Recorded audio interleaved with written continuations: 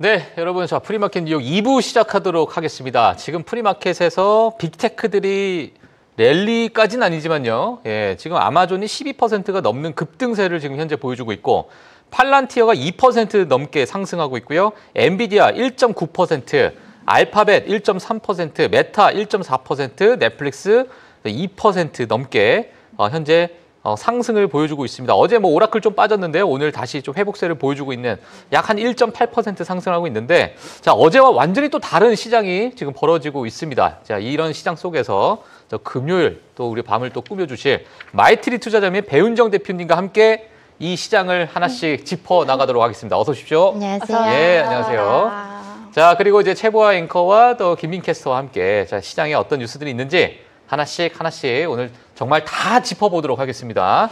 자, 그러면 어제 사실 뭐 메타가 좀 크게 좀 빠졌던 부분이 있었고, 알파벳 또 상승했지만 뭐 일부 핵실현 매물이 좀 있었고, 오늘 아마존 또 애플 실적 발표가 오늘 아마 이른 아침에 보셨던 분들도 분명히 많으셨을 거라 생각이 들고, 지금의 여러 가지 뭐 AI의 어떤 트렌드, 흐름 이런 것들이 아마 많은 전문가분들께서 좀 뭐랄까요? 뭐 머릿속에 떠오르는 여러 가지 생각들이 좀 많으실 것 같아요. 자, 그래서 오늘 배 대표님께 한번 요즘 요 실적 발표를 보시면서 좀 느끼신 부분, 그 부분 뭐 짤막하게라도 총평 좀 부탁드리겠습니다.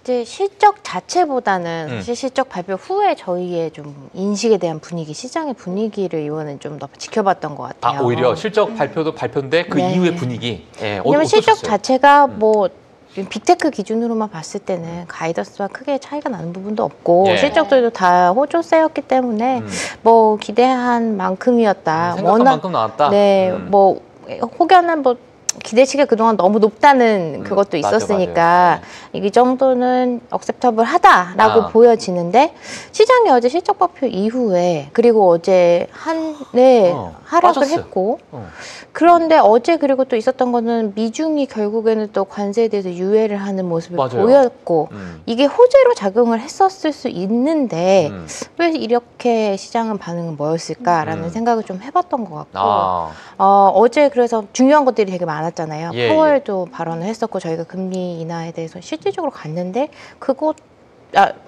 인하에 대해서 발언을 했지만 12월은 또 어떻게 될지 모른다는 부분이 대두가 되고, 그래서 시장 분위기가 좀 저희가 계속 좀 생각했던 것처럼 약간 양방향에서 어디로 갈지를 좀 주저하고 있다라고 보여지고, 예. 네, 그래서 그러니까 뭐 약간 이제 너무나도 기대했던, 그러니까 이게 줄줄이 있다 보니까 미중 무역 관계, 뭐 에이펙 정상회담, 실적 발표, FOMC가 한 곳에 지금 다 쏠려가지고 이게 다 한 번에 또 해소가 돼버리는 상황이니까, 야, 그 다음은 뭐야가 없는 상황, 약간은 공백이 아닐까라는 생각이 좀 들기도 하는데, 이런 것 때문에 시장이 약간 주춤한다라고 보세요? 뭐 근본적인 원인은 뭐라고 좀 보고 계세요? 근데 사실 이런 것들이 어떻게 보면은 뭐 그것 때문에 시장의 장애물이 될 수도 있지만, 불확실성이 해소됐다는 것도 시장이 되게 좋아하는 그런 포인트잖아요. 예. 그럼 사실 어떻게 보면은 이 모든 것들이 다 끝나면 그거에 대한 안정감으로 어떻게 시장이 더 잘 갈 수도 있지 않나라는 생각도 좀 드는데, 사실 우리가 그동안에 지난주까지, 이번 주 초까지만 해도 그 미중 간의 갈등이 완화된다, 이것 때문에 장이 많이 올랐고요. 맞아요. 네, 페드가 금리 인하한다라고 해서 지난주에까지 계속 좋은 분위기였었어요. 그런데 다 막상 하고 나니까 세론. 시장의 분위기가 세론이잖아요. 이럴 때는 유동성 장세에서 이런 이벤트가 있었음에도 불구하고 이렇게 분위기가 가는 것은 저희는 잠깐 좀 한 발짝 뒤에서 좀 지켜봐야 되는 지켜봐야 되는 순간이다. 그리고 파월도 어제 또 똑같은 말을 했어요. 고용은 상방으로 열려 있고, 하방으로 열려 있고, 물가는 상방으로 열려 있다. 그러니까 파월이 보는 건 아직까지도 물가 못 잡고 있고, 관세에 대해 본격적으로 영향이 안 미쳤었지만 부정적으로 본다기보다는 이미 방향성을 정했다고 보고 있기 때문에, 방향이 이렇게 딱 정해졌으니까, 네, 그게 이제 결국에는 깊어지면 스태그플레이션이잖아요. 그렇죠. 예. 그래서 좀 경기 자체는 어려운 국면이고, 그렇다 보니까 저희가 뭔가 이런 유동성 정세에 대한 흐름이 어떻게 갈지는 다들 경계감을 좀 가지고 가는 것 같고, 경계감 가지고 가는 게 사실 나쁘지 않죠. 근데 이제 긴축 종료라는 것이 이제 12월 1일이니까 이게 생각보다 시장에서는 11월 한 달 동안은 되게 긴 시간이 될 수도 있고 아직 멀었다. 그러니까 그 시장 안에는 정말 뭐 5만 가지 일이 또 이제 그 트럼프 대통령의 그 관세 법원에서 이제 여러 가지 그 이제 나올 이제 시기가 제가 알기로는 11월 5일인가 뭐 그런 것도 있고 뭐 하여튼 그런 이슈들이 시장에서는 좀 우호적으로 받아볼 만한 이슈가 없는 것 같기도 해요. 11월은 또. 예, 그리고 FOMC도 없고 12월로 넘어가 있으니까 그 뭔가 약간의 그 11월이라는 그 기간이 계절성은 있는데 과거 계절성 보면은 11월 너무나 뜨거웠던 한 달이었지만 지금 이 11월이 약간 좀 불안하게 느껴지는 거가 뭐가 없으니까 그 안에. 뜨겁긴 하지 않나요? 뜨겁긴 하죠. 뜨겁긴 하고 지금도 뜨겁긴 한데. 기대감이 그런 거지. 이게 지금 식어가는 뜨거움인지 더 이제 불이 지펴가는 좋은 뜨거움인지 나쁜 뜨거움인지. 요거를 우리가 조금 지켜봐요. 뭐 물론 오늘 결정하기는 힘들겠지만 저도 약간 그런 느낌이 들거든요. 그러니까 이제 롱돌이신데.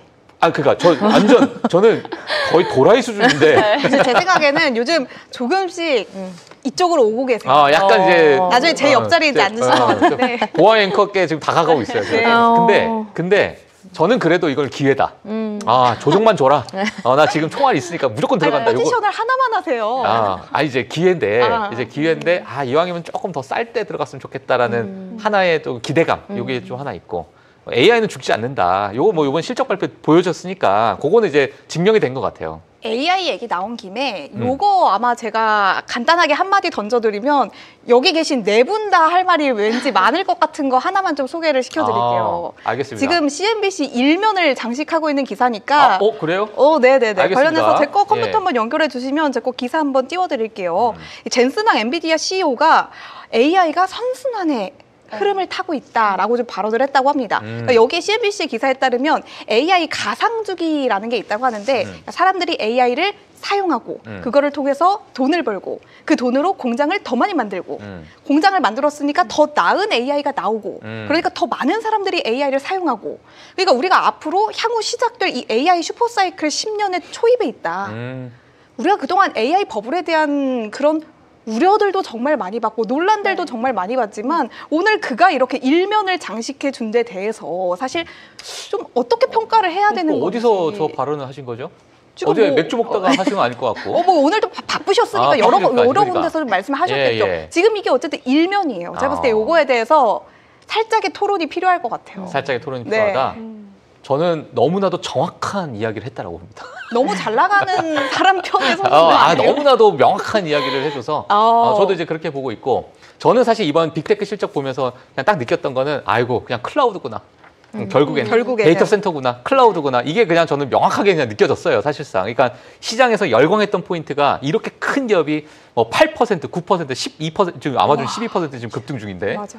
이건 결국엔 클라우드에 시장이 집중할 수밖에 없고 클라우드는 결국에는 우리가 데이터 센터나 데이터 센터에 들어가는 그 수요, 반도체나 이 바운더리 안에서 계속 좀 돌고 있구나. 요거는 제가 이제 요번에 느꼈기 때문에 아마 지금 미국 주식을 앞으로 요게 하나의 뭐 큰 사이클이라고 만약에 보신다면은 지금 엄청난 포트폴리오의 변화가 각자 있는 시기가 재편하고 있는 시기가 아닐까라고 저는 개인적으로 좀 생각이 들긴 해요. 그래서 이런 것들은 아마 저뿐만 아니라 많은 뭐 지금 한국에 계신 많은 전문가분들 특히 배 대표님이 마찬가지로 그렇게 또 보셨을 거라고 생각이 드는데 혹시 그 포트폴리오의 그 이번 실적 발표 때문에 뭐 재편하시거나 변화를 주거나 이런 것들이 있었습니까 혹시? 저희는 이제 하반기부터 꾸준히 좀 봤던 건 미국 증시 한해서 생각을 해보자면 저희가 그래도 계속 얘기했던 게 이제 AI 산업도 이제 성장에 있어서 국면이 다양해질 것이다. 다 국면에 넘어가는 시기이다라는 얘기를 했었고 그게 칩의 한정에서 보자면 지금까지는 HBM3가 주도하는 이 양산 시장에서였다면 이 다음에는 뭐 커스터마이즈 되는 HBM 혹은 아니면 파운드리 위주로 변할 것이다 라는 것은 이제 칩 안에서 하드웨어의 칩 안에서 있고 그 다음 국면으로 가면 결국 클라우드가 커져야 된다는 것은 LMM 모델을 많이 써야 된다. 사용자가 소프트웨어를 많이 쓰는 것을 대비해서 클라우드를 늘리는 것이죠. 결국에는 이제 그동안 우리가 버블론을 걱정을 하는 거는 초기에 인프라에 대해서 굉장히 많이 투자를 했는데 실질적으로 오픈 AI의 매출이나 순이익이나 이런 것들이 이 인프라를 따라오 줄 수 있을 만큼이냐 결국에 사람들이 정말 이걸 많이 쓸 수 있느냐에 대한 고민인데 이거에 대해서 일단 클라우드를 커진다고 한다는 건 어느 정도 사용이 되고 있다라는 거에 방증일 수 있고 또 하나는 또 이런 게 있죠. 선점하는 거일 수도 있는 거기 때문에 그렇죠. 클라우드에 대해서 이제 클라우드를 가져갈 수 있는 기업들이 사실 미국에서도 몇 개 없는 거고 그래봤자 4-5개인데 4-5개가 결국 글로벌을 다 확장 먹으려고 하는 상황이잖아요. 네. 그냥 뭐 오라클 뭐 저희 아마존 이런 것들이 결국 한국에서도 데이터 센터를 지으려고 하고 있어요. 맞아요. 그래서 사실은 한국의 데이터 센터 기업들이 나와줘야 되는데 글로벌에서 미국 기업이 다 장악을 하게 되는 상황이고 투자를 하는 이유도 거기서 주도권을 잡아가기 위해서인 거고 지금도 보시면 어제 저희가 에이펙이 있었지만 에이펙에서 가장 되게 돋보였던 거는 삼성전자 이재용 회장과 현대차의 정우선 회장과 그쵸. 엔비디아 젠슨 황의 깐부 이런 것들이 되게 돋보이는 그 성과인 거잖아요. 어떻게 보면 미국 기업이 결국에 하는 거는 미국 기업과 한국의 그 AI 생태계 인프라의 기업들이 같이 손을 잡는 거긴 한데 결국에 또다시 보면 엔비디아가 칩을 공급하겠다. 공급을 공짜로 하는 거 아니거든요. 결국에는 매출을 일으켜주는 건데 그건 저희는 바이오 입장인 거고 그러면 결국에는 비즈니스의 모든 이 헤게모니를 미국 기업 중심으로 가져가고 있다는 거에 대해서는 조금 관심을 가져봐야 될 것 같고 약간 논점이 좀 바뀐 것 같은데 말씀하신 것처럼 지금 AI의 국면이 좀 바뀌고 있는 거고요. 바뀌고 있다. 근데 이거를 이렇게 볼 필요는 있을 것 같습니다. AI 산업 자체가 당연히 이거는 일종의 저희가 2차, 3차 산업혁명이 있었던 것처럼 이제는 AI 중심으로 산업에 대해서 변화가 있는 것은 저희가 예측을 할 수 있는 건 거고요. 그 AI 에이전트를 통해서 우리가 일을 하는 것들을 하고 AI로가 움직이는 로봇이 어떤 사람의 인력을 대체해서 가고 이런 산업 생태계 변화 줄 거는 맞지만 지금 그냥 우려했던 바가 저희가 옛날에 닷컴 때도 그렇고 한국에서도 닷컴 버블 있었었잖아요. 네이버와 다음에 그 주가가 많이 올랐다가 조정을 빠져가 있었죠. 카카오도 마찬가지고. 그런데 포탈 비즈니스가 그럼 줄어들었냐? 그건 아니거든요. 사실 계속 확장해 나가고 있죠. 그래, 돈을 잘 벌고 있죠. 결국 주가와는 좀 다른 부분인데 이런 부분이 좀 얼마나 지속될 것이냐 우리가 좀 봐야 될 것 같고 그러면 이제는 지금 시장이 반응하는 것처럼 좀 계속 다른 국면들을 찾아가시는 게 필요할 것 같아요. 요즘에 소프트웨어들 한국에서도 이제 소프트웨어가 좀 관심을 받고 있는 것 같고요. 저희가 데이터 센터를 짓기 때문에 데이터 센터를 실질적으로 지금은 투자하는 기업의 각광을 받고 있잖아요. 근데 실제로 짓기 시작하면 이거 삽하고 자재되고 하는 기업들의 실적이 더 높아질 거거든요. 어떻게 보면 투자 아이디어로 하나로서 데이터 센터가 이런 얘기를 하죠. 데이터 센터가 사실 짓고 나서 비어 있을 수도 있어요. 그는 투자를 하는 거니까. 그래서 이 투자한 기업들의 실적은 어떻게 될지 모르겠지만 일단 짓기로 했기 때문에 실제로 짓기 시작하면 그 다른 밸류체인이 또 생길 거란 말이죠. 그러니까 그 데이터 센터에 관련된 뭐 인프라 기업들이 오히려 더 각광을 받을 수 있다. 시공을 하고 거기다 부자재를 넣고 거기에 뭐 냉각 시스템을 넣고 이런 것들에 대한 수요도 높아질 거기 때문에 그런 쪽으로 투자 관심을 가져보시는 것도 좋을 것 같아요. 알겠습니다. 팀장님이 이거 어디서 나온 얘기냐고 하셨는데 제가 사실 이거 들어오기 전에 이 기사를 바로 확인하고 들어왔기 때문에 헤드라인밖에 못 봤었거든요. 여기 써 있더라고요. 경주 에이펙에서 나온 말이다. 라고 하니까 우리나라에서 나왔네요. 그래요? 제가 근데 엔비디아 쪽으로 사실 한국에 굉장히 뭐 호의적으로 깐부 회동 이렇게 하면서 갔는데 이제 미중 이제 회담에서 내용을 좀 보면은 이 엔비디아 블랙웰 칩 관련해서는 중국과 직접적으로 이렇게 해야 될 부분이다라고 하면서 선을 또 트럼프 대통령이 그었잖아요. 근데 또 오늘 젠슨 황 CEO가 이렇게 말을 합니다. 이 블랙웰 칩을 중국에 판매는 희망을 하지만 아직 구체적으로 정해진 바가 없다라고 하면서 저는 좀 여기서 딜의 신예라고 좀 느꼈거든요. 왜냐면 일단 기대치를 낮춰놓고 왜냐하면 안 하겠다고 한 다음에 하면 좀 그것도 호재로 올라가니까 그래서 중국과의 이런 거래가 당분간은 블랙웰 칩으로는 좀 없을 것으로 보이는지 이런 방향성도 좀 궁금하거든요. 한국에는 호의적인데 중국에는 갑자기 조금 거리감을 두는 모습이 좀 보이는 것 같습니다. 지금 일단 미중 갈등 때문에 젠슨 황이 더 이상 그동안은 사실 많이 얘기를 했잖아요. 트럼프한테 어필할 만큼 했던 것 같고 이미 그래서 트럼프가 직접적으로 이제 시진핑과의 만나서 회담을 하는 자리에서 뭔가 젠슨 황이 더 강력한 발언을 하기는 어려울 것 같고 근데 둘 다 조금 인지하고 있는 것은 트럼프도 인지하고 있는 거죠. 이제 AI에 사실 그 관련된 많은 기업들이 결국은 미국에 집중이 되어 있고 저희가 계속 말씀드린 것처럼 이미 기업의 사이즈가 너무 커졌고 기대치도 되게 크기 때문에 투자한 기업들도 굉장히 많고요. 네. 그렇기 때문에 진입 장벽이 네. 너무 높아졌어요. 엄청 높죠. 네, 이게 네. 다른 기업은 들어갈 할 수가 없고 네. 다른 나라에서도 할 수가 없는 수준으로 만들어놨어요. 네. 이미 저는 뭐 소위 저 롱도레라 그런 게 아니라 네. 끝났어요. 끝났는데 그 미국 기업 안에서 그러면 어떤 기업들이 주인공이 될 것인가 그거를 우리가 좀 그렇죠. 누가 돌아가면서 그렇죠. 그러니까 이제 그러면 누가 뭐 넥스트 뭐 그래서 뭐 1위는 미국이지만 그 다음 국가는 어떤 국가야? 그 다음 뭐 어떤 기업이야? 이거는 제가 볼 때는 어려워요. 이거는 끝난 것 같아요. 제가 봤을 때는. 예, 그래서 이제 그런 것들을 봤을 때 너무나도 현금 흐름이 좋은 기업들도 지금 뭐 정말 소위 얘기하면 뭐 회사채를 발행해서 막 쏟아 부을 정도인데 다른 그 밑에 있는 기업들은 회사채 발행한다고 해도 이게 될 수 있는 게임이 안 되고. 그렇죠. 예, 그러니까 이제 그런 것들은 이미 어느 정도 지금 그런 어떤 선은 이제 끝나지 않았나? 예, 중국 같은 거 알리바바 같은 경우는 중국 내에서의 어떤 투자로 인해서 범정부 차원에서의 그런 어떤 투자겠지만 이게 글로벌적으로 가게 되면 어느 정도는 이게 어느 정도 요거는 선은 좀 넘어갔다. 저는 이렇게 좀 보여지더라고요. 그리고 지금 다 인수하려고 하잖아요. 그러니까요. 예. 전부 그냥 조금만 예전과는 달라진 것 같아요. 빅테크들이 공격적으로 인수를 너무 많이 하는 상황. 저도 좀 기회가 있어가지고 한국에 이제 그 AI 관련된 상장사 대표님과 한번 이야기를 한번 해볼 기회가 있었어요. 그래서 제가 그냥 요즘에 AI에 대한 투자 어떻게 하고 계시냐고 제가 여쭤봤는데 그 AI 학습에 하는 데만 200억을 썼는데 이것을 해야 되는지 말아야 되는지가 딜레마에 빠진대요. 왜냐하면 내가 200억을 투자해가지고 뭐 자금 조달해서 투자를 했는데 이게 쓰임을 받아야 그 다음에 우리가 선순환이 되는 건데 아무도 안 써준다면 그냥 200억이 그냥 녹아 들어가는. 자본을 지출하는 그러니까 이거를 내가 써야 되는 게 맞나? 이렇게 이제 우려를 하시는 분들이 많이 있으시니까. 근데 이제 미국의 빅테크는 그런 개념이 아니잖아요. 내가 잡아가겠다라는 관점이니까 이 다른 밑에 있는 후발주자들은 내가 써야 될까 말아야 될까 이게 이미 거기선 게임이 저는 끝났다고 보거든요. 그러니까 이제 그런 것들은 이미 벌써 그 필드에 계신 분들이 그런 말씀을 하시니까 예, 이미 미국 쪽으로 완전히 그런 부분은 그러니까 무게 중심이 완전히 옮겨졌다 이렇게 좀 봐야 될 것 같습니다. 여기서 또 약간은 다른 결이기도 하고 약간은 같은 결이기도 하지만 사실 뭐 AI 관련해서 다시 이야기로 좀 돌아가 보면 AI에 관련해서 이렇게 뭔가 공격적인 투자 같은 것들이 이루어지고 있는 게 사실 어떻게 보면은 호재고 어떻게 보면 악재로 인식하는 경우도 있는 것 같긴 하거든요. 재정적인 그런 부담으로 이어지니까 사실 이런 것들은 우리가 그렇다고 해서 투자를 안 하면 결과값도 사실 없는 건데 이런 거에 대해서는 어떤 방향으로 가는 게 기업 차원에서는 뭐 투자자들에게 조금은 우려를 좀 불식시켜줄 수 있는지 어떠한 방향성이 좀 맞다 이렇게 보시는지.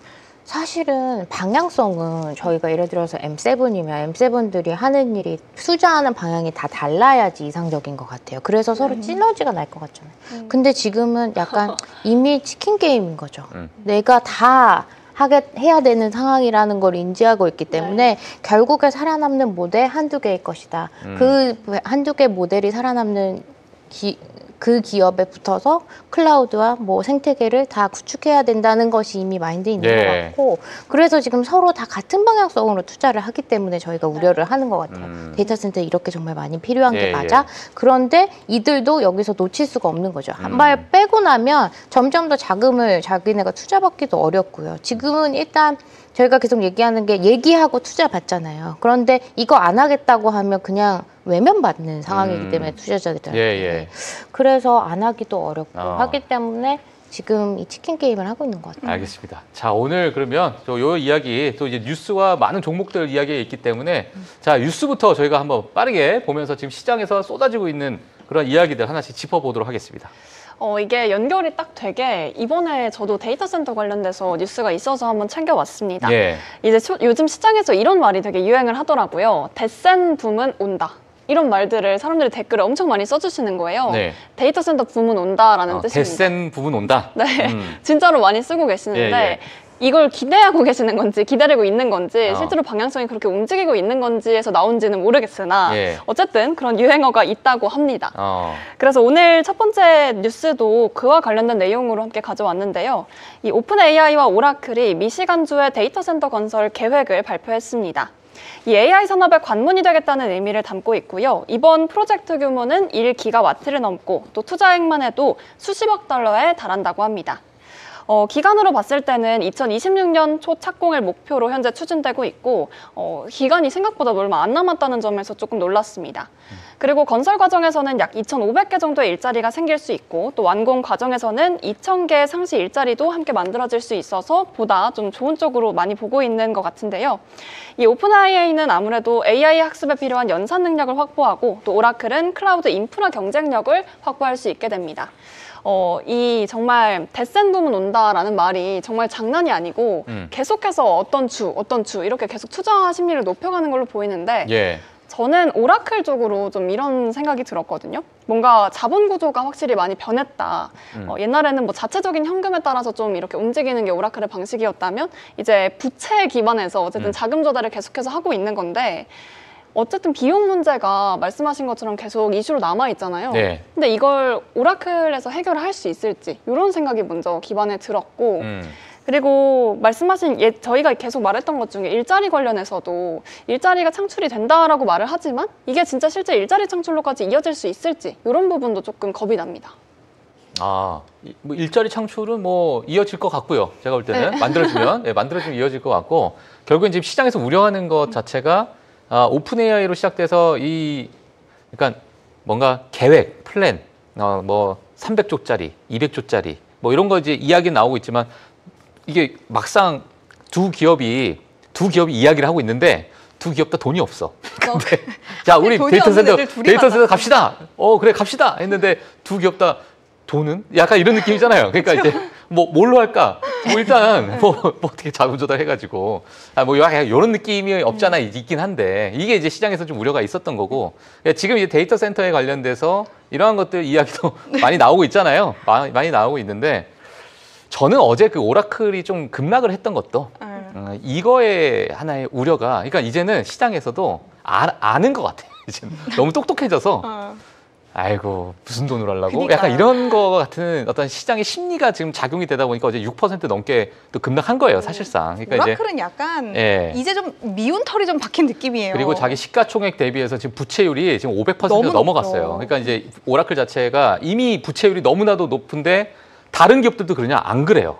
오라클만 그래요, 지금. 그러니까 무슨 말이냐면, 그러니까 데이터 센터의 어떤 플레이어로서 지금 여러 아마존, 구글, 마이크로소프트 다 이렇게 하고 있지만은 시가총액 대비해서 본인들이 가지고 있는 부채율을 보게 되면 그렇게 막 높지가 않거든요, 사실상. 네. 근데 이제 오라클은 최근에 이제 계약건이나 이런 것들을 다 산정해가지고 다 때려 넣으면 숫자를 이게 막 혼자서 이렇게 부채율이 높다 보니까 그거를 나중에 어떻게 해결을 하려고 하는지 그러니까 이제 그게 이제 퀘스천 마크가 계속 남아 있는 거죠 사실상. 근데 이제 2026년 초에 데이터 센터 건설하겠다, 일자리 창출하겠다 이런 것들이 이제는 어찌 보면 약간의 올드한 뉴스처럼 느껴지는 네. 듯한 너무 많이 들었으니까 이제 시장의 참여자들도 그래 열심히 해봐 약간 이런 느낌인 것 같기도 하고 웬만한 거에는 하여튼 제 개인적인 생각은 좀 그렇습니다. 대표님은 오라클 어떻게 보고 계세요? 오라클 승부수를 띄운 거고 저도 그렇게 생각해요. 승부수 띄운 거죠. 승부수를 띄웠는데 승부수가 먹히면 이제 압도적이 되겠죠. 근데 이 약간 이해관계에서 자꾸 빅테크들이 오라클에 집중을 하는 것 같아요. 사실은 오라클이 데이터 클라우드로 그렇게 큰 회사 아니잖아요. 점유율이 4%밖에 안 돼요. 그런데 지금 왜 오픈 AI는 오라클을 선택을 했으며 오픈 AI가 오라클을 선택하니까 나머지도 다 오라클이랑 하겠다고 하고 있잖아요. 근데 여기서 아마존이나 메타나 기존 이런 것들은 구글이나 자기네 클라우드가 있어요. 그렇기 때문에 여기랑 다른 빅테크들이 하고 싶지 않은 거죠. 그래서 오라클을 계속 약간 이걸 뭐라 그러죠? 뒷걸음치다가 지금 딱 아다리 맞아가지고 지금 오라클도 기회라고 생각하고 기회가 된 거고요. 그래서 사실 오라클 할 수도 있겠네. 지금은 당연히 부채 비율이 높을 수밖에 없는 건데 이렇게 다 나머지에서 지금 서포트를 해주는 분위기니까 할 수도 있겠다고 좀 보여줘요. 그러니까 오라클도 사실 클라우드에서는 그렇게 빛을 발휘하지 못했으니까 지금의 이 AI의 뭔가 격변 시기에서 내가 이거를 점프업하기 위해서는 내가 부채를 많이 자금 조달을 통해서 회사채를 발행하든 해서 자금 조달을 해가지고 이걸 내가 극복해서 이제 메인 스트림으로 내가 올라가야겠다. 약간 이러한 또 욕심도 좀 많이 있는 것 같고 오라클 입장에서. 근데 그게 잘 안 되면은 이제 사활을 건 거죠. 사활을 오라클 건 입장에서. 거. 네. 그런데 또 하나는 그리고 요즘에는 그렇잖아요. 누가 제일 돈을 많이 버니보다는 누가 제일 펀드레이징을 많이 할 수 있어. 이게 약간 능력이 됐어요. 맞아요. 네. 지금은 어차피 시작하는 단계의 비즈니스이기 때문에 다들 지금 이제 시작하는 단계야라고 하면서 이 성과 실질적인 기업의 이익 이런 거에서 관심을 두지 않고 있고 결국에는 누가 투자자들한테 나가서 펀드레이징 많이 할 수 있느냐. 그게 결국에는 오픈 AI. 그리고 오라클도 언젠가는 그 결과를 보여줘야 되는 날이 올 거 아니에요. 그렇죠. 그런데 그 날은 다 같이 좋거나 다 같이 안 좋거나라는 국면을 기다리고 있겠죠. 일정 부분. 그것도 치킨 지금 왜냐면 다 같이 지금 다 잘 될 거라는 올라가고 있으니까. 약간 심하게 망한 적이 솔직히 가시적으로 본 게 없으니까 이렇게 부채가 많아도 좀 괜찮지 않을까? 그것보다는 기대 심리가 더 커져 있는 상황이 좀. 그럼 사실 부채라는 게 능력이 없으면 못 레버리지를 못 지키는 빚도 재산이란 말이 있잖아요. 네, 그래서 지금 이렇게 자금 조달이 가능한 이유는 오라클이고 오픈AI가 뒤에 서 있고 하기 때문에 가능한 거라서 환경 좋고. 네, 이게 나쁘게만은 보이지는 않고 그래서 그 다음에 지금 다른 빅테크 기업도 하고 있는 게 지금 더 이상은 사실 주가에 대해서는 좀 어느 정도 주식으로 발행은 한계가 있어 보인다거나 아니면은 너무 지분 가치에 대해서 줄어드니까 그 다음 채권 발행 그동안 사실 빅테크들이 전혀 안 했거든요. 현금이 넘치는데 맞아요. 채권 발행을 왜 해 이자 주면서 그런데 채권 발행 기꺼이 하겠다고 그것도 굉장히 긴 것들을 하는 트렌드로 갔어요. 이게 능력이 돼버렸어요. 시장에서 평가하는 나 40년 만기채를 할 거야. 요즘에 미국 국채도 30년짜리가 안 팔립니다. 네. 그런데 40년짜리 빅테크 기업이 장기채를 하는데 수요가 넘쳐나잖아요. 네, 이런 것들이 결국에는 시장에서 누가 능력이 있느냐라고 평가받는 단계인 것 같아요. 이게 제가 시가총액 뭐 보니까 미국의 탑 10 기업들이 제일 1위고 그다음에 M7 이렇게 순서가 있는데 이제 국가별로 보면 독일 중국, 독일, 그다음에 엔비디아예요. 중국, 그다음에 일본. 그러니까 엔비디아 한 국가가 일본보다 커요. 그러니까 이제 그러한 규모로 봤을 때 이게 지금 뭐 기업 간의 어떤 경쟁이 아니라 엔비디아보다 일본이 작아요. 일본 증시 자체가. 그러니까 지금 이런 상황이다 보니까. 그래서 막 누가 그러던데 그 미, 중, N 렛츠고 이렇게 하더라고요. N이 그 엔비디아. 이거 진짜. 야, 이게 트렌드가 되니까 이게 맞아? 약간 이런 느낌. 자, 그렇습니다. 자, 그래서 지금 뭐 오라클과 오픈AI에 대한 이야기로 일단 저희가 시작을 했는데 두 번째 뉴스로 바로 한번 또 넘어가 보시죠, 한번. 네. 이제 이번 주에 사실 실망감을 자아냈던 기업이었죠. 1등만 기억하는 더러운 세상. 이 꼬리표를 안게 된 기업 얘기를 좀 해보려고 합니다. 발견내기 전에 워렌 버핏이 이런 말을 했었어요. 매출이 좋으면은 할인할 때 얼른 채가라. 이런 말을 했는데 이게 메타한테도 터질지 모르겠습니다. 이게 지금도 통용되는 말인지 궁금한데 오늘은 한번 메타 쪽으로 이야기를 짚어보려고 합니다.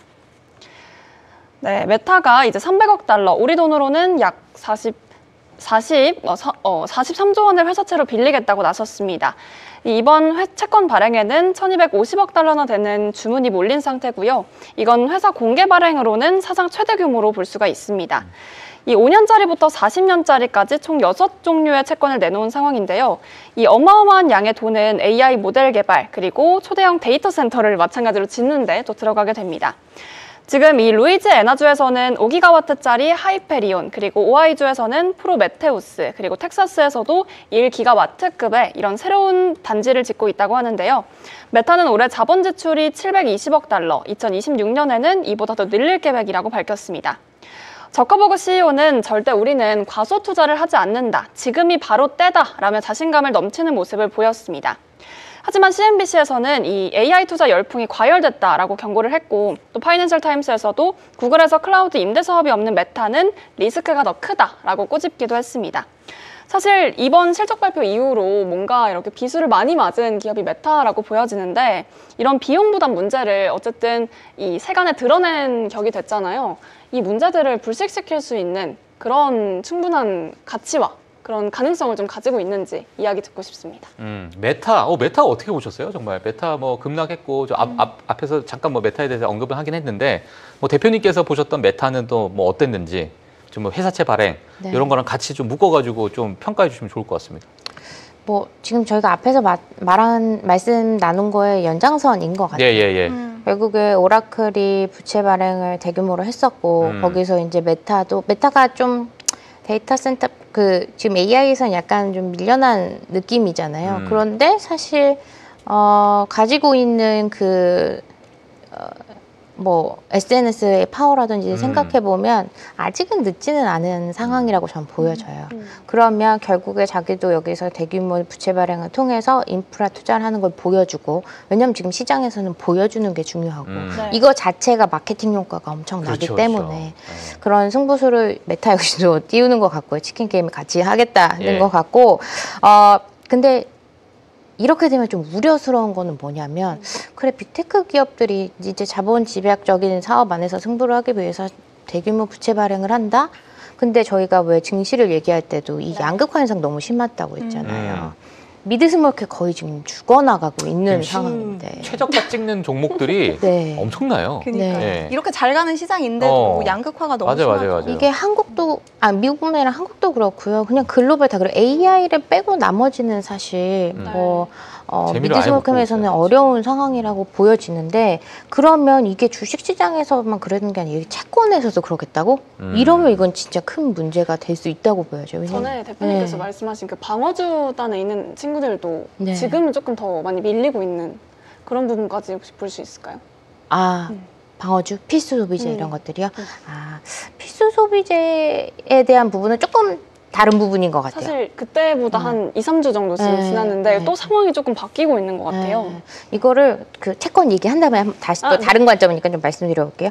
이 오라클이 발행할 때 30년 장기채를 137bp 프리미엄을 얹었어요. 예를 들어 기준금리 5% 기준에서 137bp 얹어가지고 6.37에 한 건데, 뭐 사실 그렇게 높은 수준은 아니죠. 당연히 우량채이기는 한데 근데 그렇게 대규모로 일어났잖아요. 그러면 투자자들은 대부분 채권 시장의 투자자는 기관들이에요. 기관들의 자금은 그리고 한정되어 있어요.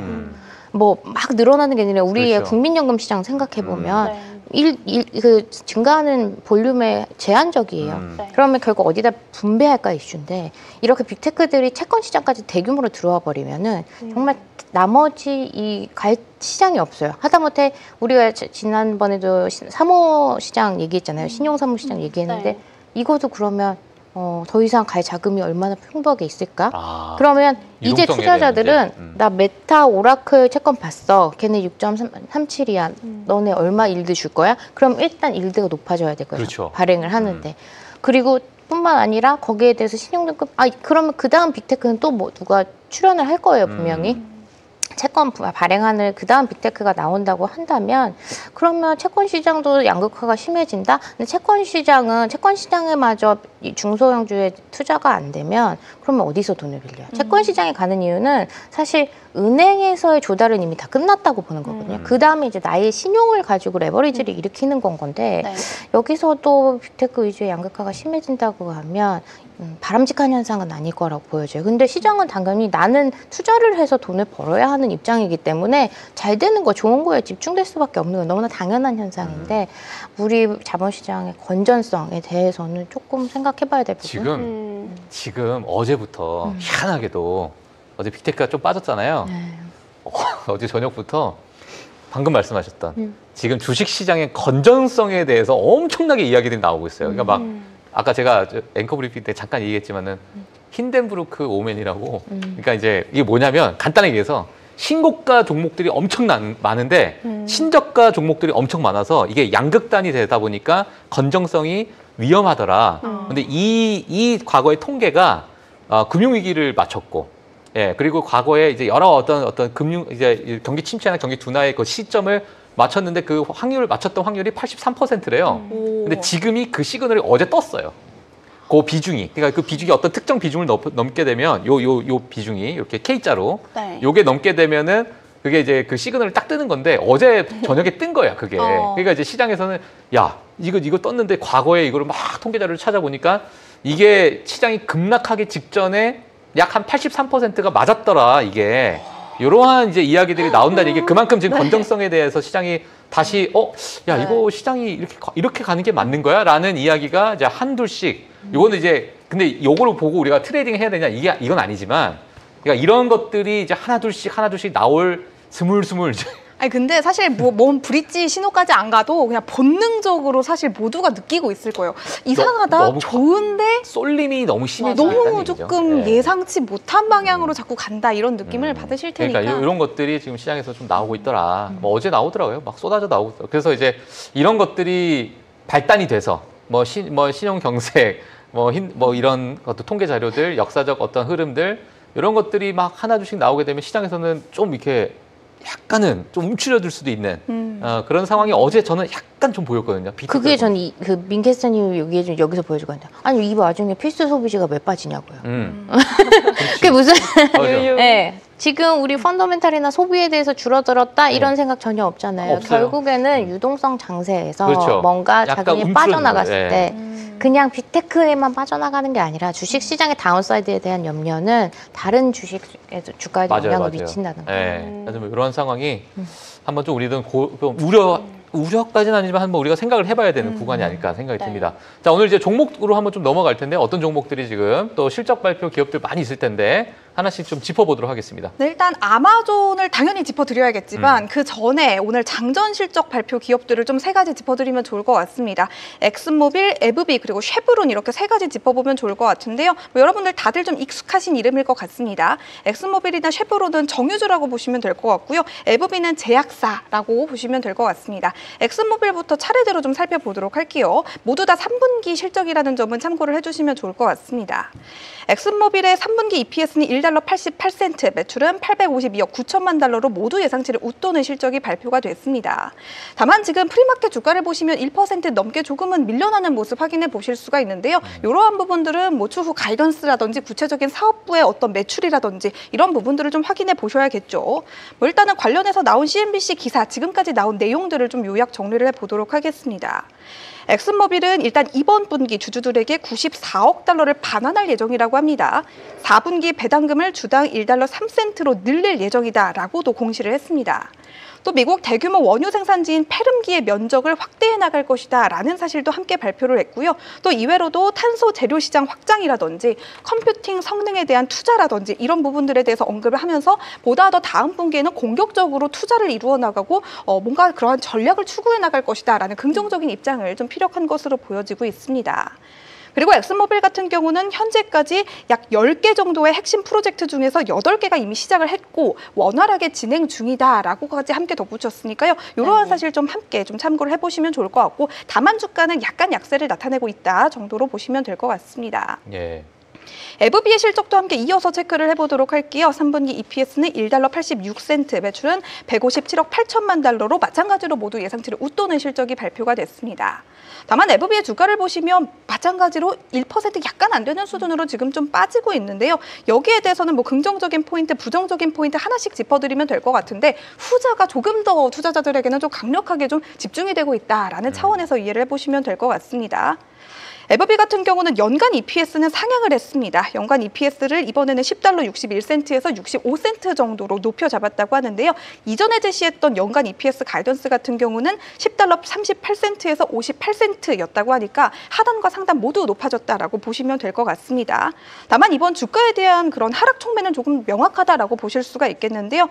주력 상품인 휴미라의 세계 매출이 9억 9,300만 달러로 예상치가 약 11억 달러 중반대였다고 하는데 좀 크게 밑돌았다. 라고 합니다. 이러한 부분과 관련해서 주가가 지금 좀 빠지고 있다라는 차원에서 좀 보시면 될 것 같고요. 네. 마지막으로는 장전 실적 발표 기업 중에서는 쉐브론 봐드리도록 하겠습니다. 3분기 EPS는 1달러 85센트, 매출은 497억 3천만 달러로 마찬가지로 모두 주황색으로 체크가 됐고요. 컨센을 비트하는 실적이 나왔습니다. 쉐브론과 관련해서도 기사 한번 좀 체크를 함께 해보면 좋을 것 같습니다. 여러분들 뭐 이전에 좀 최근에 많이 언급이 됐던 기업으로는 쉐브론 하면 헤스가 좀 떠오르실 것 같은데요. 네. 원유 탐사 그리고 생산 기업인 헤스를 최근에 쉐브론이 매입을 했죠. 여기에 대한 2억 3,500만 달러 정도의 비용이 발생한 게 이번 실적에 좀 잡혔다라고 합니다. 그리고 최근 뭐 오펙 플러스의 증산이라든지 뭐 기타 여러 가지 이유들로 인해서 올해 유가가 연초 대비해서 16% 정도 하락한 상태라고 합니다. 유가가 하락했으니 당연히 정유주들에게는 뭐 일종의 악재로 작용할 수가 있겠죠. 하지만 이에 반해서 인플레이션으로 인해서 전반적인 기타 비용, 뭐 인건비라든지 다른 원자재 같은 부분들은 비용이 좀 상승을 한 부분도 쉐보론이 감당을 해야 하는 부분으로 이번 실적에 반영이 됐다라고 보시면 될 것 같습니다. 하지만 쉐보론 같은 경우는 지금 주가가 좀 긍정적인 부분을 좀 나타내고 있죠. 1% 가깝게 상승권에 지금 머물고 있는데요. 긍정적인 부분들도 확실히 많았다라고 보시면 될 것 같습니다. 제가 앞서 언급했던 그런 악재들에도 불구하고 석유 생산량 같은 부분이 전년비 21% 상승으로 하루 410만 배럴까지 늘어난 부분이 좀 낙관적으로 평가가 됐다라고 하고요. 뭐 이외로도 정제 제품에 대한 판매 마진 같은 부분들이 조금씩 늘어나면서 제가 앞서 언급했던 그러한 비용적인 부분의 지출에 대해서는 일정 부분 좀 상쇄해주는 흐름을 나타내서 전반적으로 이번 실적은 좀 호조에 가까웠다라는 분석이 좀 나오고 있는 것으로 파악을 해보시면 좋을 것 같습니다. 예.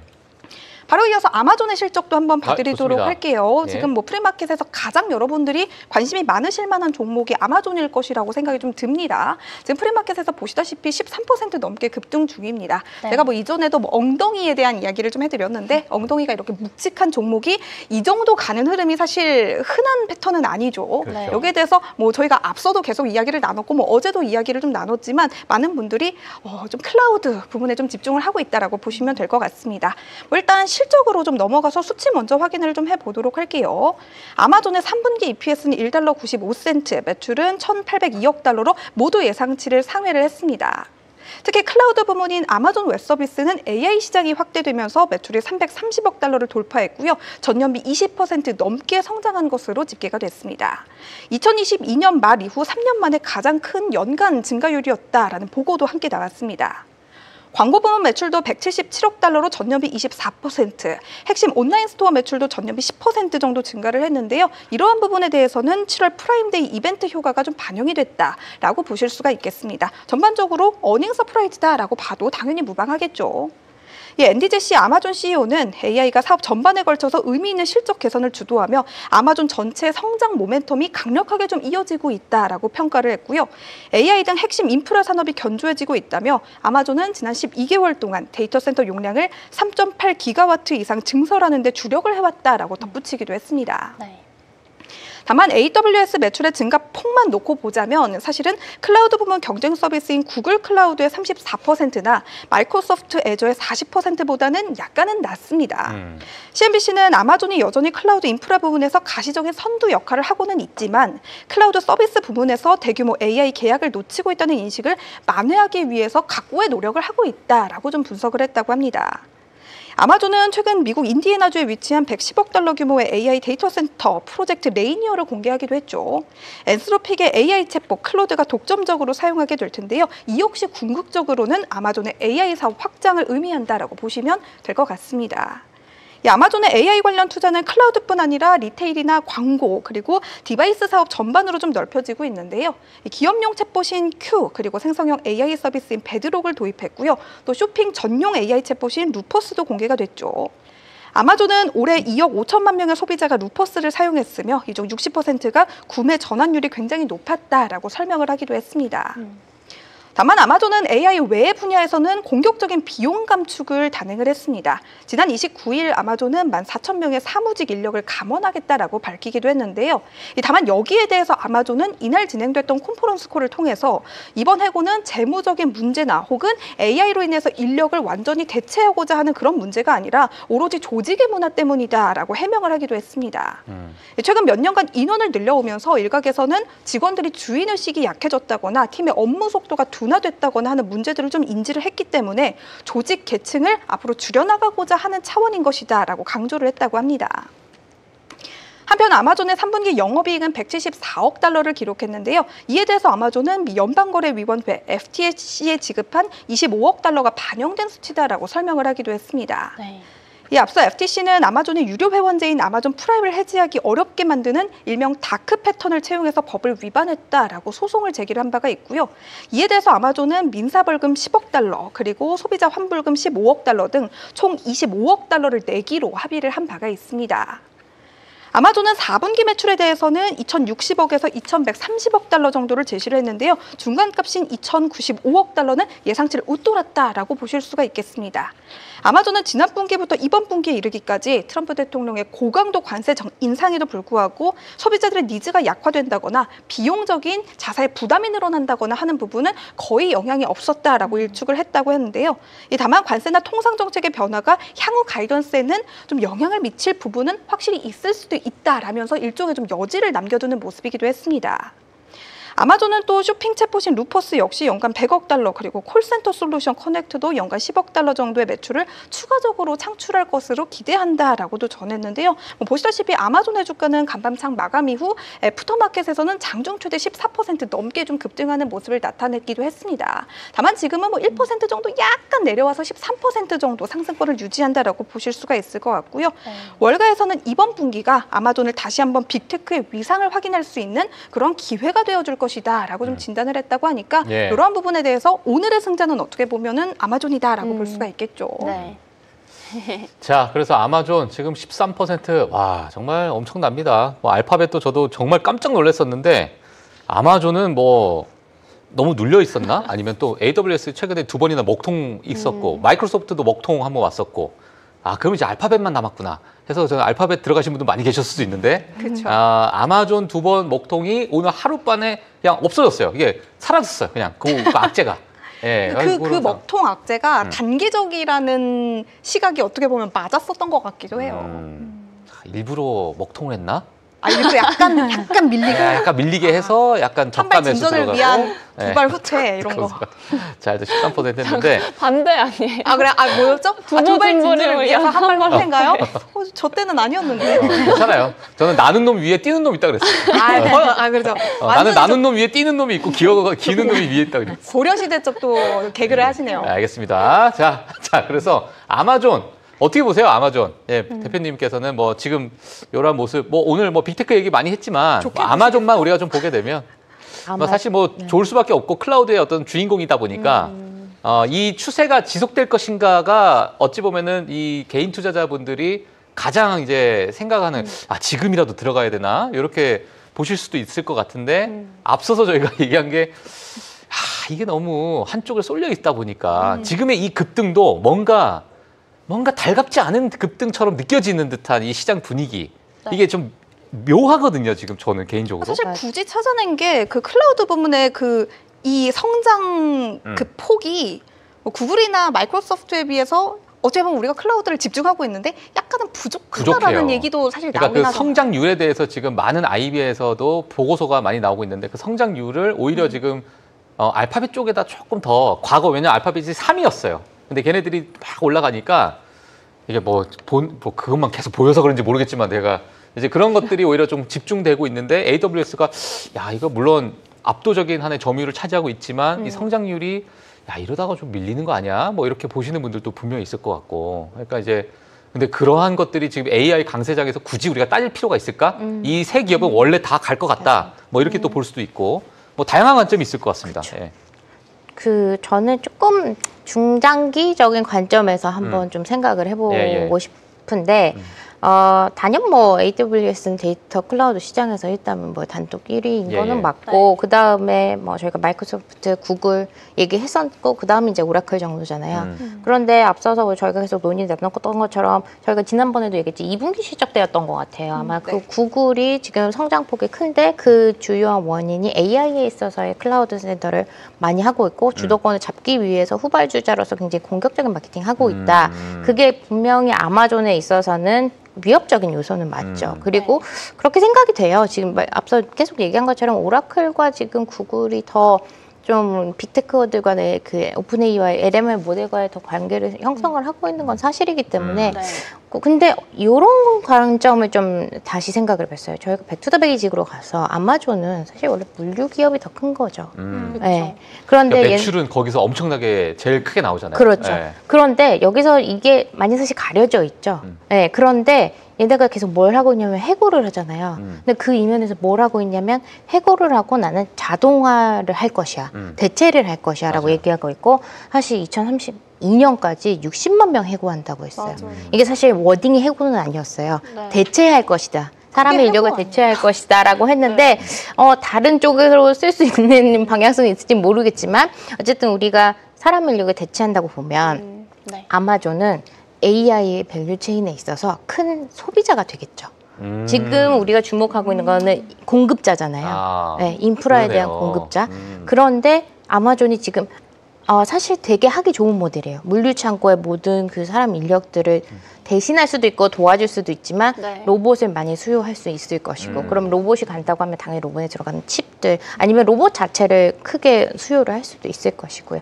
그러면 그것뿐만 아니라 이제 뭐 화이트 칼라들 지금 다 먼저 정리하고 있는데 해고직이 이번에 또 많이 해고됐고 그러면 결국에 AI 모델 먼저 쓸 수 있겠다는 거고 사실 아마존이 쓰기 너무 좋잖아요. 왜냐면은 일단 단순 대응들도 되게 많은 편이고 거기에 인력이 되게 많이 부족하고 뭐 분류하는 작업 이런 거에 인력이 되게 많은 상황이라서 아마존이 어떻게 보면 그 얘기를 했다는 거 우리가 이면에 읽어야 될 것은 AI 시장에서 큰 수요자가 될 수 있겠다. 그러면 그 타이밍을 좀 저희가 고민을 해가면서 아마존을 모아가는 것도 좋은 방법 아니에요? 그런 접근법은 한 번도 생각을 못 해봤어요.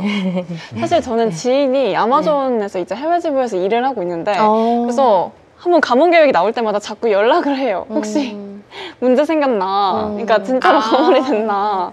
근데 저는 내부에서도 그런 얘기가 있다고. 기사가 나왔을 때 거기에 댓글이 아마존 불매한다는 댓글도 되게 많았단 말이에요. 근데 그 지인분은 어떻게 지금 하고 계세요? 사회 초년생이어서 지금 입사한 지 1년 정도밖에 안 돼서 그냥 살아가고 있는 것 같습니다. 그냥 살아가고 있다? 아직 많이 남았어요. 그닥 정보는 없고. 저런 동갑이에요. 그러니까 그닥 정보는 없고 아마존에 대한 정보. 내부 정보를 빼올 수 있냐 없냐 이건가요?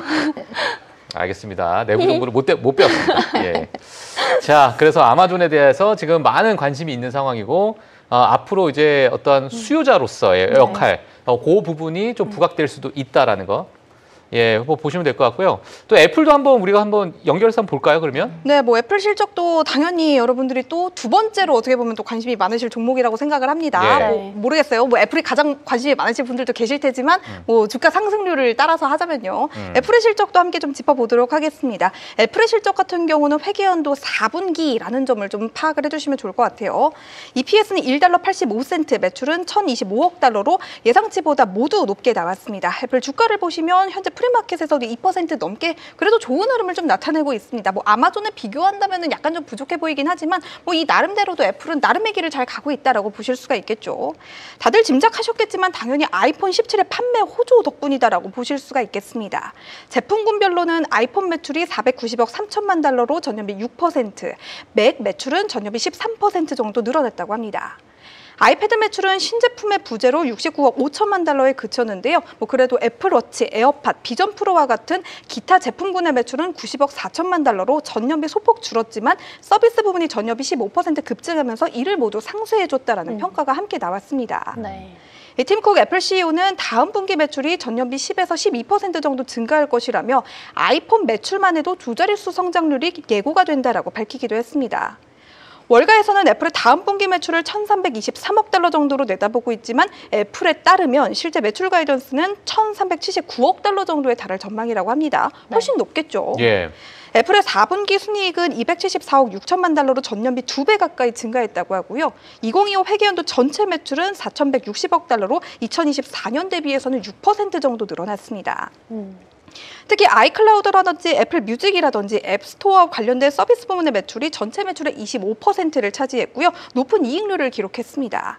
애플 역시 서비스 부문의 앞으로의 성장세도 이번 컨퍼런스 콜을 통해서 굉장히 좀 강조하는 모습을 나타내기도 했습니다. 한편 맥북 에어는 지난 3월 $100 인하된 999달러의 가격으로 출시가 되면서 판매가 이번에 좀 크게 늘어났고요. 맥 부문의 매출을 전반적으로 좀 견인해줬다라고 보실 수가 있겠습니다.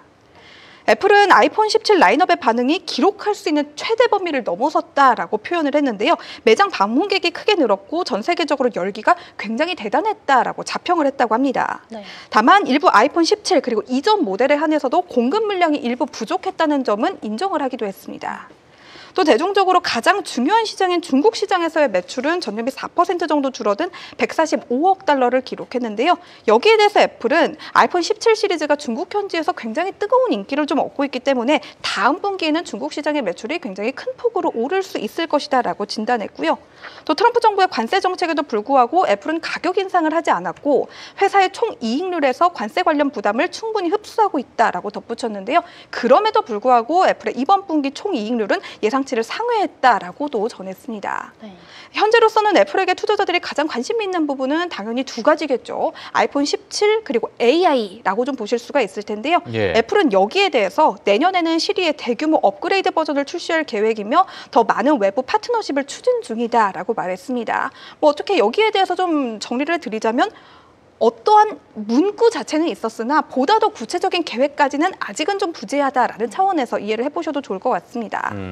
또 하나의 핵심 포인트는 아이폰 17이 지난 9월 19일에 처음 출시가 됐기 때문에 이번 실적에는 정말 극초기 판매 물량, 그러니까 대략 한 일주일 정도의 판매량만 이번 실적에 잡혔다고 합니다. 이 말인즉슨 다시 한번 좀 바꿔서 말해본다면 아이폰 17이 정말 말 그대로 우리가 기대했던 것처럼 어마어마한 판매량을 기록을 한다면 네. 이게 다음 분기 실적에 잡힐 수 있다라는 부분은 애플의 보다 더 폭발적인 그런 상승률을 기대해 볼 수 있는 모멘텀이다라고 보실 수도 있겠습니다. 이 팀 쿡 CEO도 직접 우리는 전 세계적인 고객의 아이폰 17에 대한 열정을 충분히 보고 있다며 이번 연말 분기는 애플에게 있어서 굉장히 역사적인 분기가 될 것이다라고 전하기도 했습니다. 이 시장에서도 애플의 연말 아이폰 17 매출이 폭발적으로 늘어난다면 애플뿐만 아니라 그동안 장기간 침체되어 있던 스마트폰 시장의 전반적인 회복의 신호탄이 되어줄 수 있다라는 평가들까지 함께 나오고 있으니까요. 뭐 애플뿐만 아니라 관련해서 스마트폰 시장까지도 좀 앞으로의 반등 여부를 체크해 볼 수 있는 그런 모멘텀이었다라고 좀 보실 수가 있겠습니다. 예, 알겠습니다. 자, 애플은 뭐 늘 나오는 게 혁신은 없다. 근데 혁신 없는데 매출은 계속 늘고 있고. 그러니까요.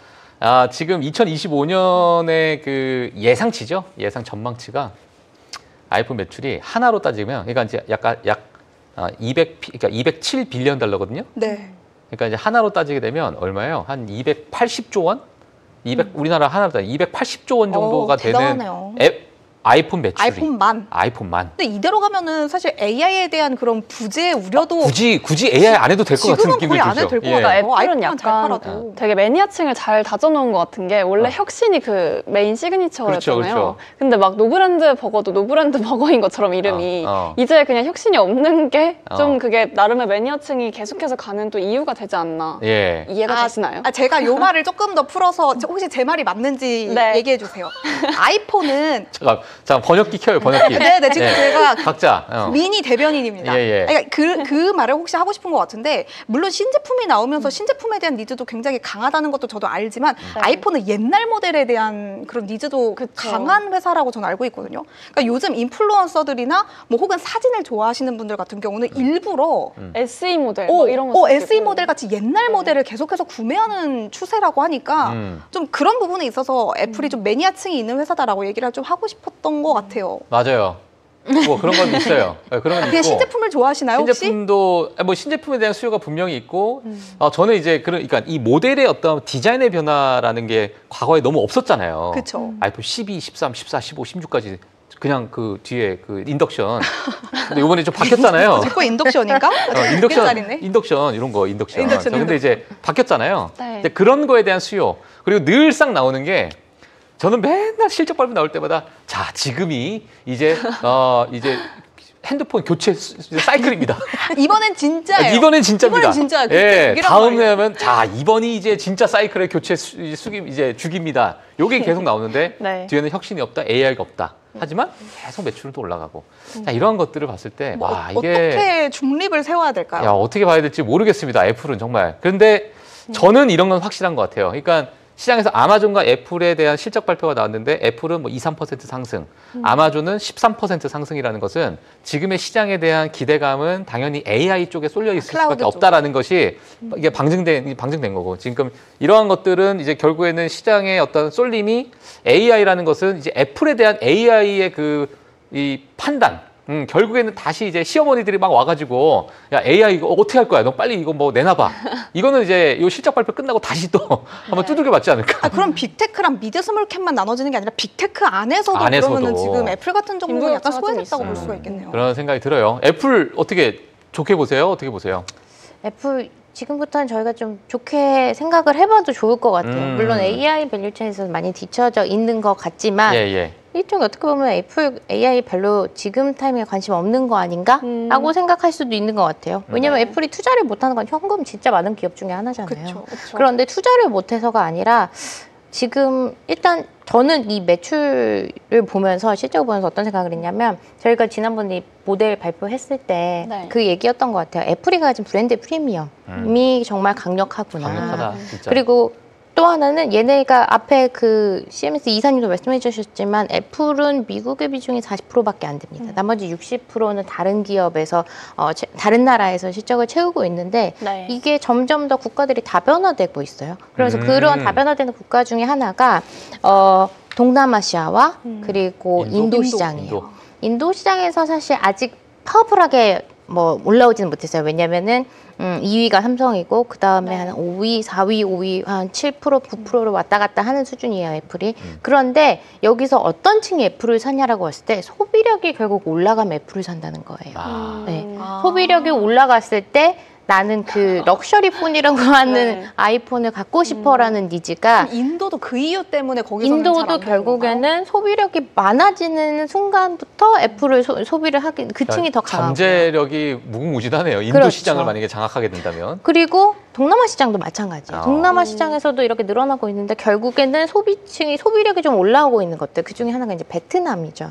베트남에서의 그 애플 소비량이 좀 늘고 있어요. 그래서 애플은 조금 지금 우리가 좀 관심을 안 가져서 그런데 조금 들여다보면 중국의 공급망 채널에서 이제 베트남으로 서서히 옮겨가려고 하는 옮겨가는 건지 아니면 다각화하는 건지는 봐야겠지만 아무튼 다각화하고 있는 입장에서 그거를 계속 잘 해 나가고 있다면 결국에는 동남아시아 인도 시장에 막 점유율이 올라간다 라고 하면 이거 자체가 애플의 경쟁력이 될 것이고 지금 아마 애플은 그거에 집중을 하고 있는 것 같아요. 왜냐면 그게 되니까. 애플이 가지고 있는 브랜드 파워로 그게 되기 때문에 그렇게 하는 것 같고 그렇다면 우리가 지금 어떻게 보면 투자자 입장에서는 지금 빅테크에 쏠린 것들이 애플도 빅테크지만 AI에 쏠린 게 너무 좀 부담스럽잖아요. 그러면 시장이 좀 그런 부담감을 느낄 때 혹은 조정이 올 때 또 애플 같은 주식이 좀 더 안정감을 줄 수 있는 거죠. 저 이상 이제 애플은 뭐랄까 성장주라고는 있습니다. 안전자산 운용 모델이잖아요. 기업 자체가. 그래서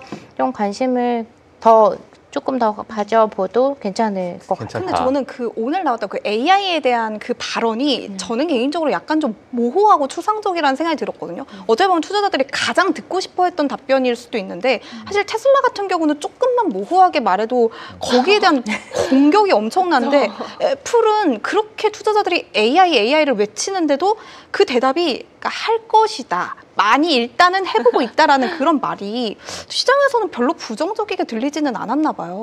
약간 애플의 주주들의 성향을 좀 생각을 해봤는데 우리가 제일 잘 아는 사람 워렌 버핏의 성향을 보면 워렌 버핏 AI에 별로 투자하고 있지 않잖아요, 지금. AI가 검증이 된 다음에 아마 그러면 투자자들은 들어오겠다고 생각한 거죠. AI 시장이 성숙이 된 다음에 혹은 성숙되지 않더라도 여기서 누가 시장에 승자가 잡을 거고 거기서 어떤 기업이 꾸준한 캐시플로우를 나올 것이냐라는 걸 확인하겠죠. 애플 주주 자체들이 그렇다고 한다면 사실 AI에 대해서 승기를 붙잡아도 별로 관심이 아닐 수 있는. 또 어쩌면 지금 사상 최고치 랠리 찍고 있거든요. 애플도. 진짜 AI가 이 하드웨어 접목됐다라고 얘기가 나오면 이게 또 주가 상승률에 대해서 그 실망감이 기대감을 넘어갔을 때 그 폭발적인 어떠한 주가 상승률도 또 가지고 있는 기업이기도 해요. 어찌 보면 또. 그리고 이제 ROE를 제가 잠깐 체크하니까 150%입니다. ROE가. 자, 그러니까 뭐 이런 것들도 보게 되면은 역시 뭐 애플은 뭐 연예인 걱정이구나. 뭐 이런 생각이 드는 생각이 잠깐 들었습니다. 자, 그럼 오늘 지금 또 이제 뉴스를 좀 빠르게 하나 또 체크를 해보도록 하겠습니다. 개미는 뚠뚠 오늘도 투자를 열심히 하네. 이것도 모르시는 거 아니시죠? 노래예요? 네. 노래 아니 그런 노래가 있어요? 오랜만에 또 이제 넷플릭스에 관한 소식도 함께 들고 왔는데요. 이 넷플릭스 말할 때 이 노래를 다들 부르시던데. 아 그래요? 네, 부른다고 합니다. 이게 뭐 여기 안에서 뭐 그런 애니메이션도 말고 가사가 있구나. 그쵸. 그 넷플릭스 할 때 많이 하시더라고요. 넷플릭스 이슈로 함께 짚어 넘어가겠습니다. 이 넷플릭스가 주식 분할을 결정했다는 소식입니다. 이사회는 보통 주 10대 1, 이 주식 분할을 승인했다고 밝혔고요. 쉽게 말해서 주주가 주식 이렇게 한 주를 가지고 있다면 11월 14일 장 마감 이후부터는 구주를 추가로 받게 되는 구조로 이해하시면 될 것 같습니다. 이 분할 조정된 주식은 11월 17일 개장부터 거래가 시작된다고 하고요.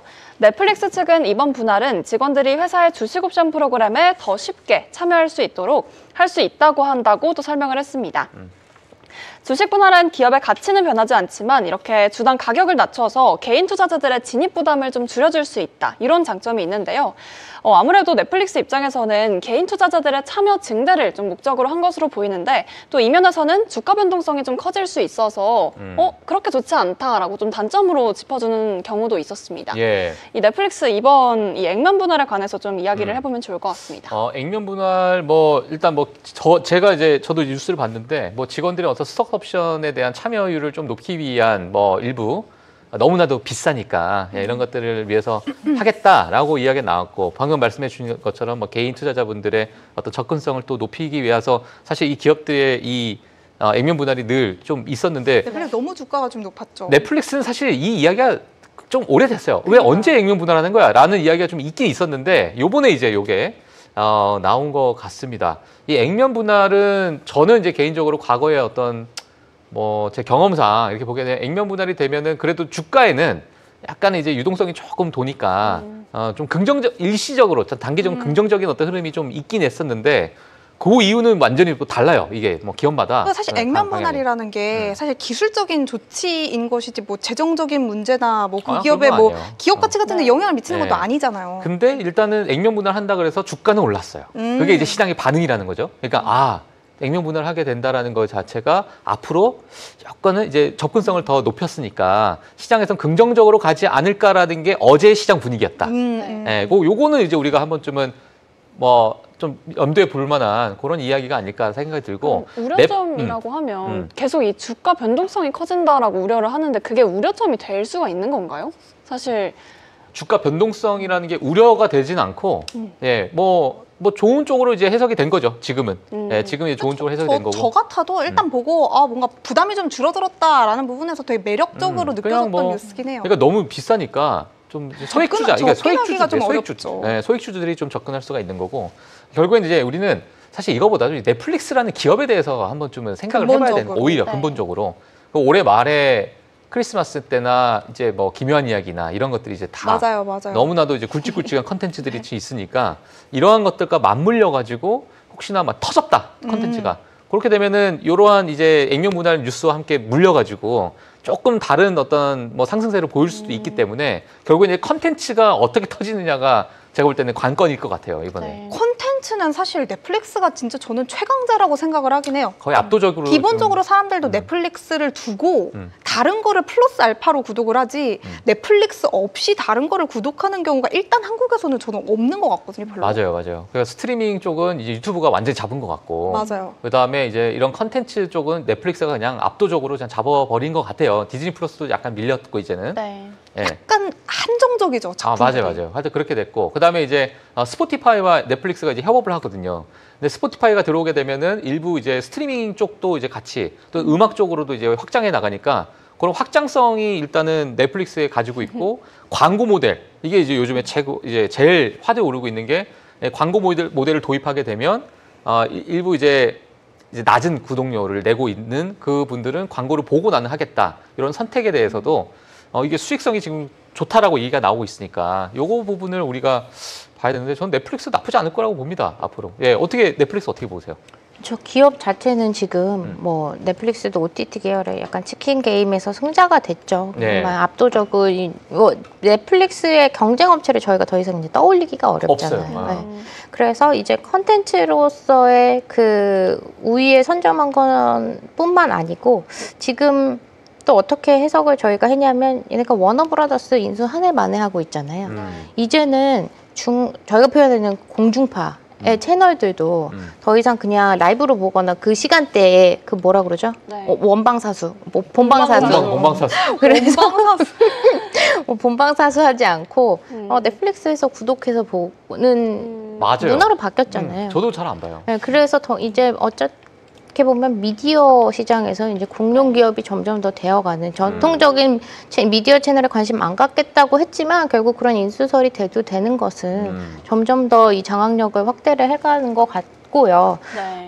지금 액면 분할하기 굉장히 좋은 시점이죠. 지금 유동성 장세에 개인 투자자들의 참여가 가장 높은 시기이죠. 네. 그런데 거기서 지금 다 앞서 말씀 주셨던 것처럼 투자 금액이 소액으로도 투자가 되니까 사실 미국 주식 소수점 투자도 되거든요. 지금도 살 수 있어요. 맞아.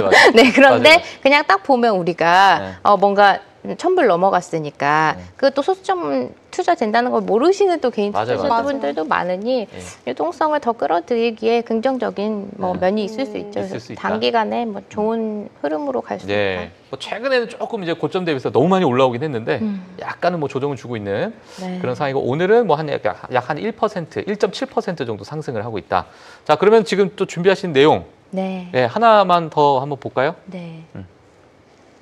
코인베이스? 코인베이스. 준비한 사람이 저군요.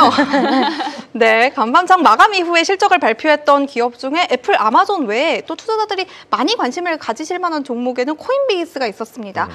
어제 장전 실적 발표 기업에도 뭐 일라이릴레라든지 머크라든지 뭐 그러한 종목들이 있었지만 그건 어제 제가 방송에서 짚어드렸기 때문에 오늘은 코인베이스에 대해서 한번 좀 브리핑을 해보도록 하겠습니다. 일단 제가 주가 지금 같이 띄워놨거든요. 주가를 함께 먼저 보시면 좋을 것 같은데 마감가는 5.7% 정도 하락인데 안 보이실까요? 5.7% 정도 하락인데 지금 프리마켓에서는 3% 넘게 가고 있죠. 99%의 확률로 실적이 잘 나왔다라는 걸 좀 유추해 보실 수가 있을 것 같습니다.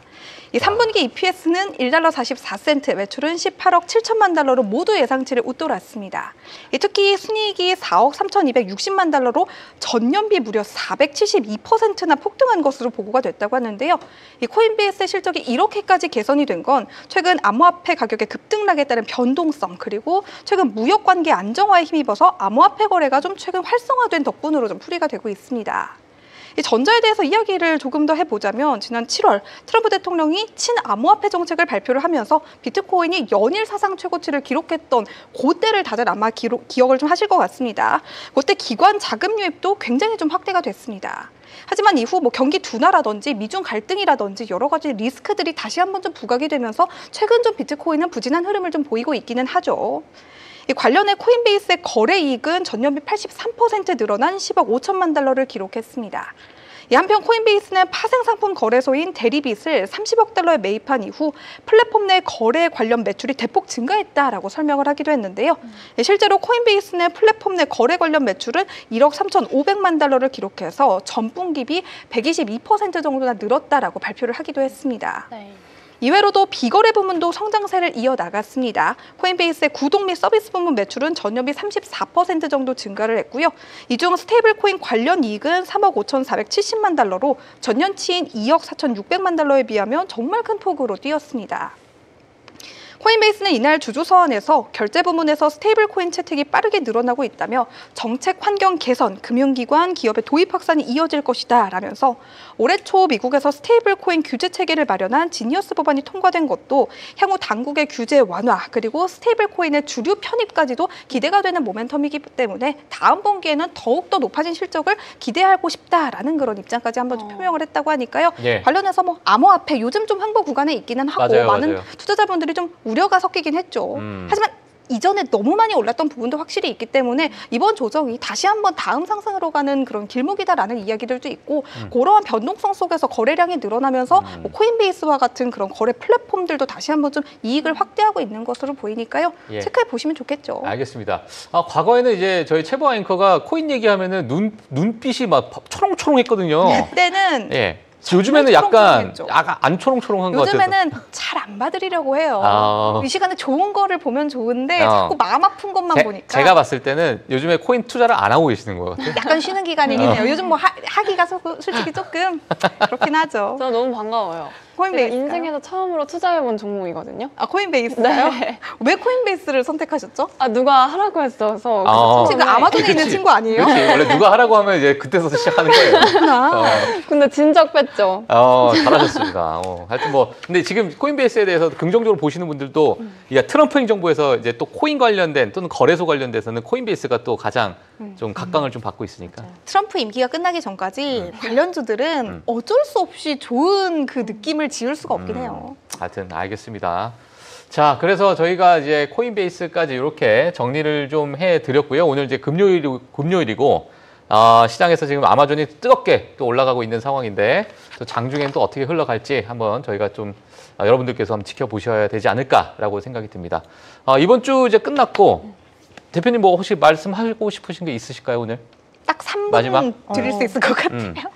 오늘도 준비한 기업이 소개드릴 게 있긴 있어요. 예. 오늘은 한 3개 정도 가져와 봤어요. 3개? 네.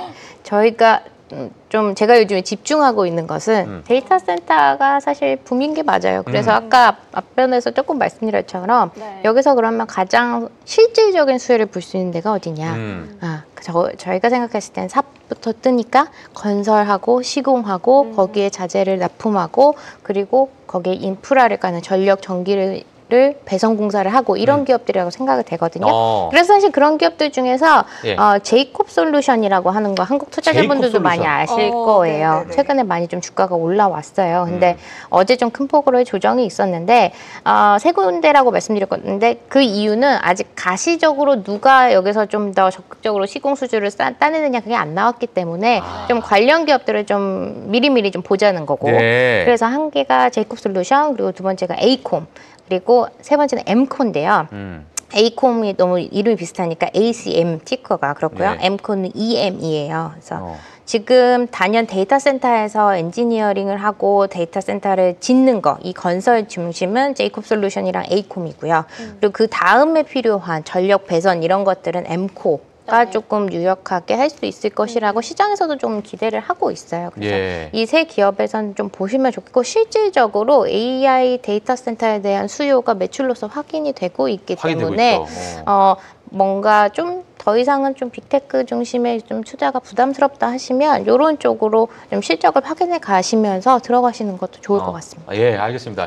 이 부분을 사실 이렇게 우리가 간단하게 하기는 좀 힘들 것 같고 데이터 센터는 이제 앞으로 이제 트렌드잖아요.